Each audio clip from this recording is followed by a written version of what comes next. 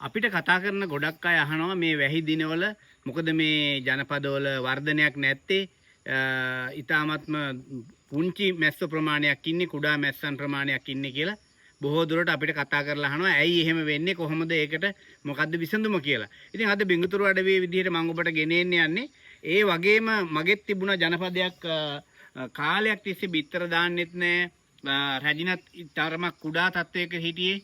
ඊට පස්සේ මම රැජිනව කීප වතාවක් පරීක්ෂා කළා. පරීක්ෂා කිරීමේදී මට වැටහි ගියා ආහාර හිඟයක් නිසා තමයි මේ බිත්තර දාන්නේ නැත්තේ කියලා.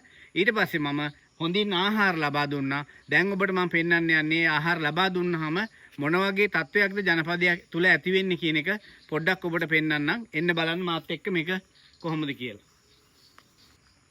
ඒත් එක්කම අද අපිත් එක්ක මේ දිලින පුතාත් එකතු වෙනවා. මෙයා නිතරම වගේ අපේ බිඟුතුරු අඩවියට එන කෙනෙක්. ඔබට මතක ඇති අපේ පරණ වීඩියෝ වල මේ අපේ දිලින මීට වඩා ගොඩක් කුඩා කාලෙදිත් ඇවිල්ලා අපිත් එක්ක මේ මීමස්සන්ගේ ඒ අත්දැකීම් බෙදා හදාගත්තා. අදත් ඔහු ආව හැබැයි ටිකක් හවස් යාමේ තමයි ඇවිල්ලා තින්නේ. ටිකක් එළිය මදි ඇති. නමුත් අපි මේ වීඩියෝ කරන්න ඕනි. ඔහුත් අපිත් එක්ක එකතු වෙනවා. ඒකත් අපි ඔබට මතක් කරනවා.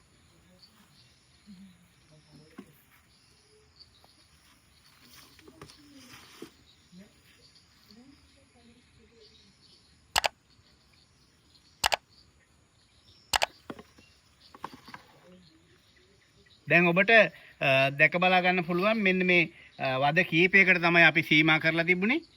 ඊට පස්සේ අපි මේ විදිහට මේ ජනපදයක් කුඩා වුණාට පස්සේ අපි ගොඩක් දුරට මෙන්න මේ ක්‍රමය අනුගමනය කරන්න ඕන. මේ විදිහට මේ පැතිරැල්ල දාලා ඒ වද ටික ආරක්ෂා කරන්න ඕන. මෙන්න මේ විදිහට මේ පැතිරැල්ල දාලා මෙන්න මේ විදිහට පැතිරැල්ල දාලා තමයි තියන්න ඕනේ. එතකොට තමයි ජනපදයේ උණුසුම හොඳට ආරක්ෂා වෙලා රැජින විසින් දාන බිත්තර ඇත්තටම හොඳින් වර්ධනය වෙන්නේ. අපි බලමු මේකේ බිත්තර දාලාද තියෙන්නේ කියලා.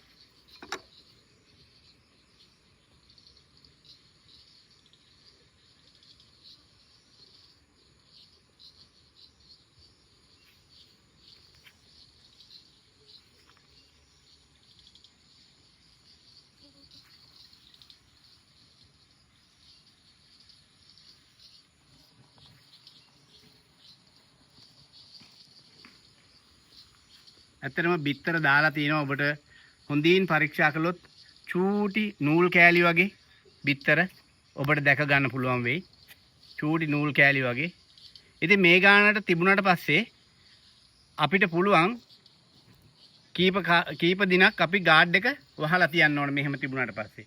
ඊට පස්සේ මේ කීටයන් සහිත ඒ කුහර හොඳින් වැහුවට පස්සේ අපිට පුළුවන් අවශ්‍ය නම් ගේට්ටුව විවෘත කරන්න. ඉතින් ඔබට කියන්න අපි අද බලාපොරොත්තු වෙන්නේ බිත්තර දාන්න නැති ජනපදයක් තියෙනවා නම් හොඳින් ආහාර දෙන්න.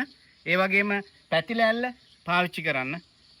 හොඳින් ආවරණය කරලා තියන්න. අනිවාර්යයෙන්ම ඔබට ඔබේ ජනපදයේ වර්ධනීය අවස්ථාවකට ගෙනියන්න පුළුවන් වෙයි.